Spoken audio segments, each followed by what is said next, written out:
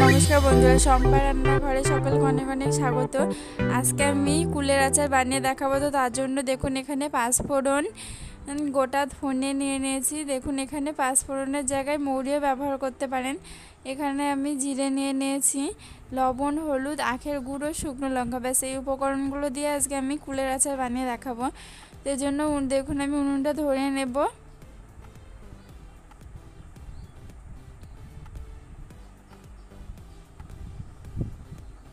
তো কড়াটা গরম হয়ে গেছে, এবার একটু শুকনো লঙ্কা দিয়ে দিলাম।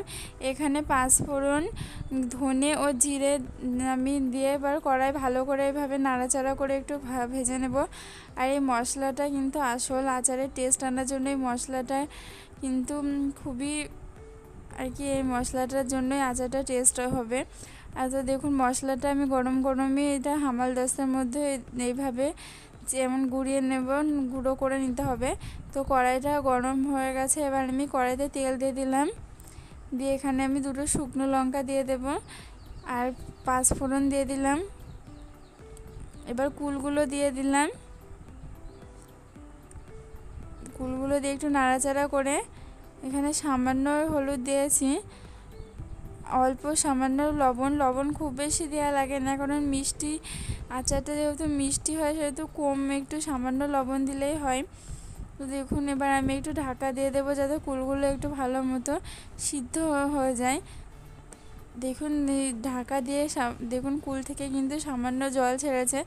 আর এখানে কিন্তু আমি দেখুন আখের গুড় দিয়ে আচারটা বানাচ্ছি। আপনারা যদি চিনি দিয়ে বানাতে চান আখের গুড়ের জায়গায় চিনি দিয়েও বানাতে পারেন। আর আমি এখানে দেখুন কোনো রকম কিন্তু জল দিইনি। আচারে জল না দিলে কিন্তু আচারটা অনেক দিন পর্যন্ত ভালো থাকে, সেজন্য জল ছাড়াই আমি আচারটা বানিয়ে দেখাচ্ছি। দেখুন এভাবে এক নিয়মে এবার নাড়াচাড়া করে যেতে হবে। দেখুন আমি যে ভাজা মশলাটা বানিয়ে রেখেছিলাম সে ভাজা মশলাটা এবার দিয়ে দেব।